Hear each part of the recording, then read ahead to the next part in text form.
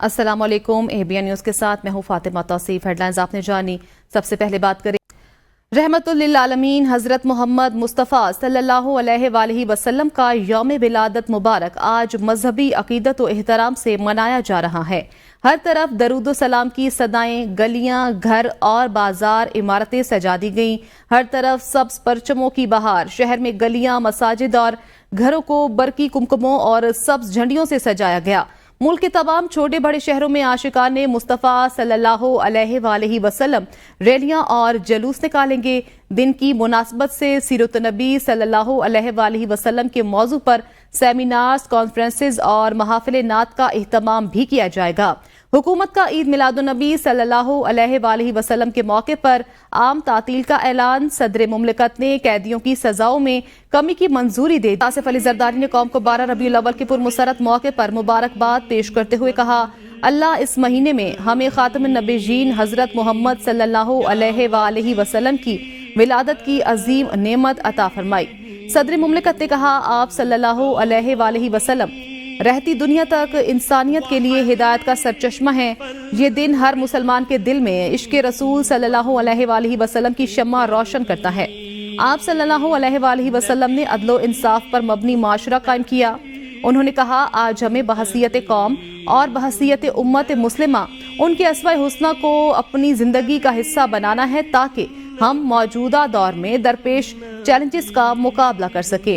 रसूलुल्लाह सल्लल्लाहु अलैहि वसल्लम ने इरशाद फरमाया कि बेहतरीन इंसान वो है जो दूसरों को नफा पहुंचाए। शहबाज शरीफ ईद मिलादुन्नबी सल्लल्लाहु अलैहि वसल्लम के मौके पर उम्मत मुस्लिमा बिलखसूस पाकिस्तानी अवाम को नबी आखिर ज़मा हजरत मोहम्मद सल्लल्लाहु अलैहि वसल्लम की विलादत बासादत की निस्बत से मुबारकबाद दी है। कामरान खान टेसूरी की फैज़ान मदीना आमद ईद मिलादुन्नबी सल्लल्लाहु अलैहि वसल्लम की महफिल में शिरकत की। नात रसूल मकबूल सल्लल्लाहु अलैहि वसल्लम पर खराज अकीदत पेश किया। महफिल ईद मिलादुन्नबी सल्लल्लाहु अलैहि वसल्लम में मुल्क व कौम की तरक्की के लिए खुसूसी दुआएं भी की। इस मौके पर गवर्नर सिंध कामरान खान टेसूरी का कहना था कि महफिल मिलादुन्नबी में नबी पाक सल्लल्लाहु अलैहि वसल्लम की मोहब्बत में दिल झूम जाता है। इस वकीदुल मिसाल महफिल मिलादुन्नबी सल्लल्लाहु अलैहि वसल्लम से रूहानी फैज़ हासिल हुआ। हम आकाए दो जहां के गुलाम हैं और ये गुलामी हमारा फख्र भी है।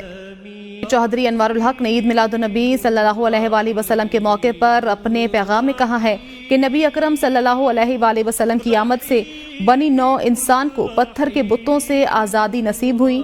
आप सल्लल्लाहु अलैहि वसल्लम की जिंदगी हमारे लिए खुली किताब है। ईद मिलादुन्नबी के मौके पर अपने पैगाम में वज़ीर आज़म आज़ाद कश्मीर का कहना था, हजूर सल्लल्लाहु अलैहि वसल्लम की सीरत बनी नौ इंसान के लिए एक नमूना और मिसाल की हैसियत रखती है। हजूर सल्लल्लाहु अलैहि वसल्लम के इरशादात की तामील में सर तस्लीम खम करके ही दुनिया और उखरवी जिंदगी की कामयाबी हासिल की जा सकती है।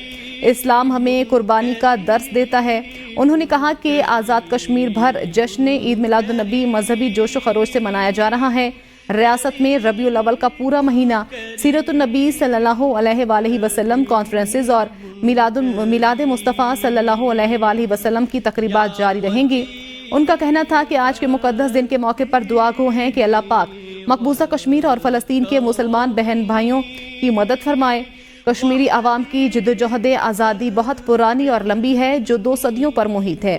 कश्मीरी आवाम ने साबित कर दिया कि मुसलमान कट तो सकता है लेकिन झुक नहीं सकता। डॉक्टर खालिद मकबूल सिद्दीकी ने पाकिस्तानी आवाम समेत तमाम आलम इस्लाम को ईद मिलादुन्नबी सल्लल्लाहु अलैहि वसल्लम के मौके पर मुबारकबाद दी है। डॉक्टर खालिद मकबूल सिद्दीकी ने कहा कि आकाए दो आलम मोहम्मद सल्लल्लाहु अलैहि वसल्लम को तमाम जहानों के लिए रहमत बनाकर भेजा गया।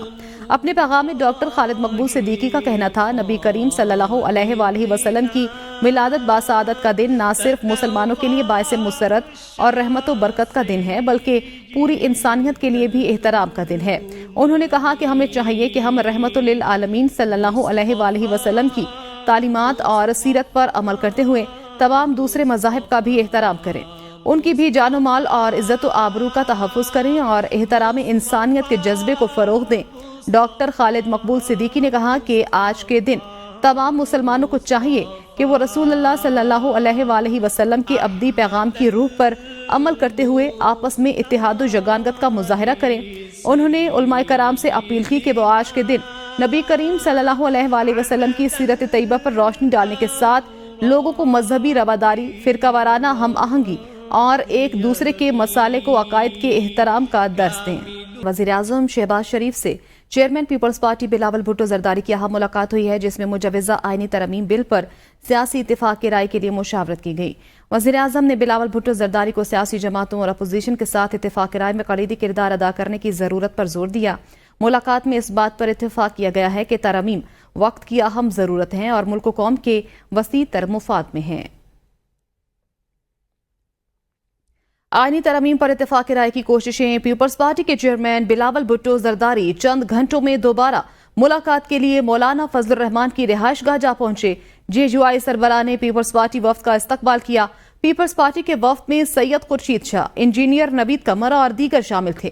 ملاقات میں مولانا فضل الرحمان کو آئینی ترمیم کے حوالے سے آگاہ کیا گیا اور انہیں راضی کرنے کی کوشش کی گئی۔ مولانا فضل الرحمان کو آئینی ترمیم کے حوالے سے آگاہ کیا گیا اور راضی کرنے کی کوشش کی گئی۔ آئینی ترمیم پر اتفاق رائے کی کوششیں جاری ہیں۔ بلاول بھٹو چند گھنٹوں میں دوبارہ ملاقات کے لیے مولانا فضل الرحمان کی رہائش گاہ جا پہنچے۔ JUI سربراہ نے پیپلز پارٹی وفد کا استقبال کیا۔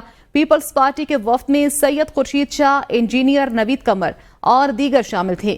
ملاقات میں مولانا فضل الرحمان کو آئینی ترمیم کے حوالے سے آگاہ کیا گیا اور انہیں راضی کرنے کی کوشش کی گئی۔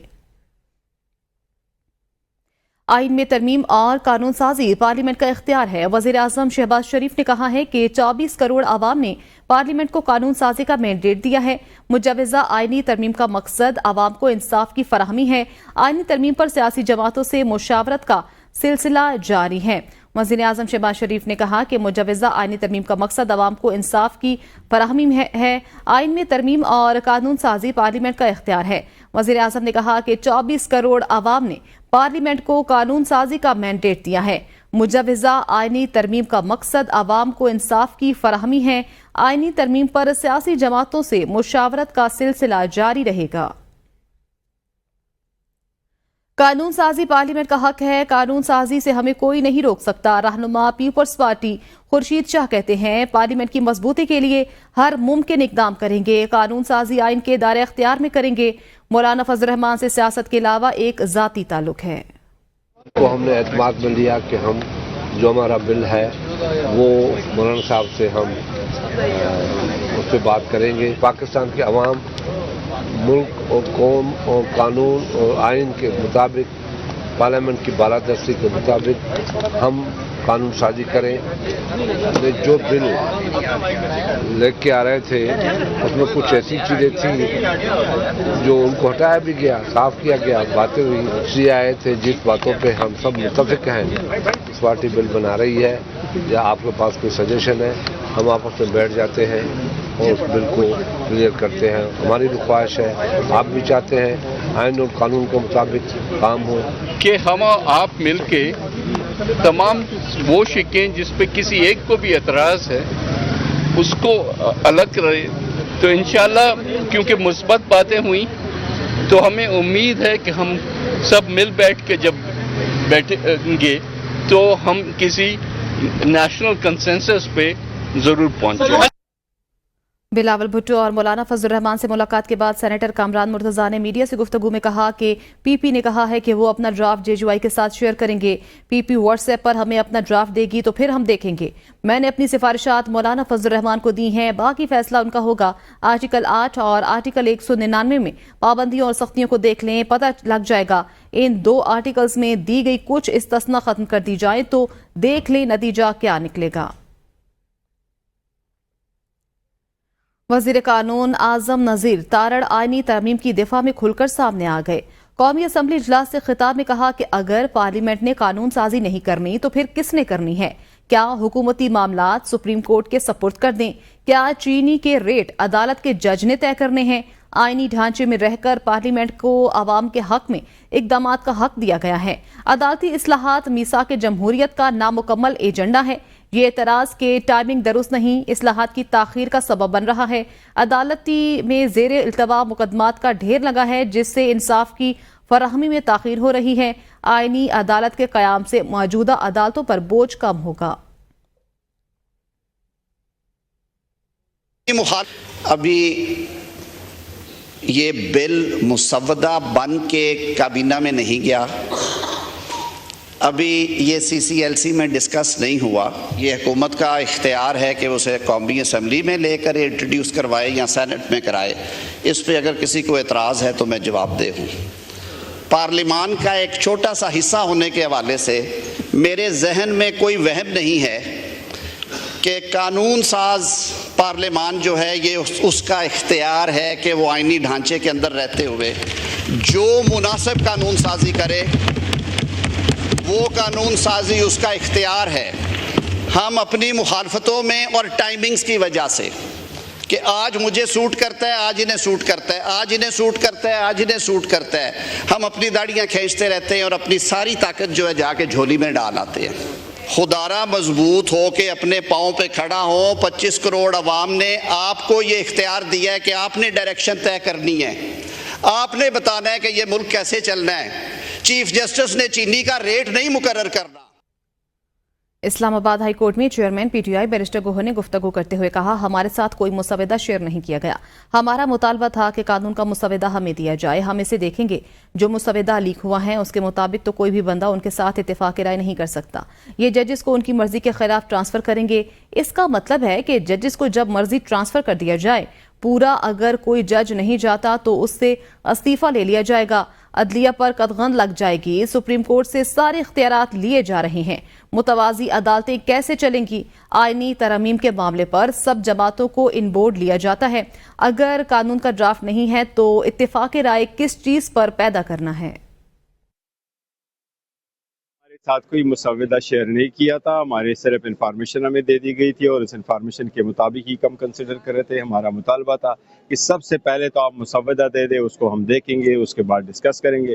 ابھی جو مسودہ لیک ہوا ہے اس کے مطابق تو کوئی بھی بندہ ان کے ساتھ ایگری نہیں کر سکتا، یہ تو ججز کو بھی ٹرانسفر کریں گے، ججز کو ان کی مرضی کے بغیر کورٹوں میں ٹرانسفر کریں گے۔ اس کا مطلب ہے کہ ججز کو جب چاہے آپ ٹرانسفر کرو، اسلام آباد ہائی کورٹ کا اگر کوئٹہ بھیجو وہ نہیں جاتا تو آپ اس کو ریزائن لے لیں گے۔ اسی طریقے سے عدلیہ بھی بہت بڑی قدغن آ جائے گی، جس طریقے سے نیا کورٹ بن رہا ہے، سارے اختیارات آپ سپریم کورٹ سے 184 کی لے رہے، 186 کی لے رہے، 187 کے لے رہے، تو پھر یہ پیرالل کورٹس کہاں چلیں گے؟ یہ میں نہیں سمجھتا کہ آئینی ترامیم ہے، یہ ان کو ویسے غلط فہمی سی ہو رہی ہے۔ وزیر دفاع خواجہ آصف کا آئینی ترامیم کا دفاع قومی اسمبلی میں اظہار خیال کرتے ہوئے کہا کہ آئینی ترامیم میں کوئی سیاست نہیں، یہ ہمارا حق ہے جو آئین ہمیں دیتا ہے، ہمارا فرض ہے پارلیمنٹ کو سربلند رکھیں، دستاویز پر مکمل اتفاق ہوگا تو اس ایوان میں بھی ضرور آئے گا۔ آئینی عدالت صرف پاکستان میں نہیں ہے، بہت سے ملکوں میں ہے، جو ملک جمہوری تشخص رکھتے ہیں ان میں آئینی عدالت ہوتی ہے، سیاسی مفاد کے لیے نہیں بلکہ عدلیہ کا بوجھ کم کرنے کے لیے آئینی ترمیم کر رہے ہیں۔ حکومت منتخب نمائندے چلائیں گی، عدالت نہیں۔ اس میں کوئی سیاست نہیں، بصیرت پارلیمنٹیرینز اور بصیرت اس آگسٹ ہاؤس کے ممبران کی حیثیت سے ہمارا یہ رائٹ ہے جو آئین ہمیں دیتا ہے کہ ہم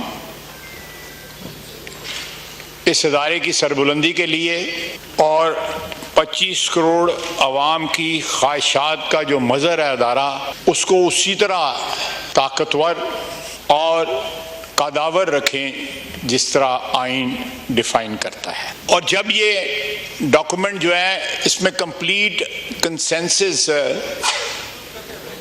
آ جائے گا تو انشاءاللہ تعالیٰ اس ایوان میں بھی وہ ضرور آئے گا۔ اور یہ کوئی صرف پاکستان میں نہیں ہے، بہت سے ملک جو جمہوری تشخص رکھتے ہیں ان میں آئینی عدالت ہے، کانسٹیٹیوشنل۔ دیکھتے رہیے ABN نیوز۔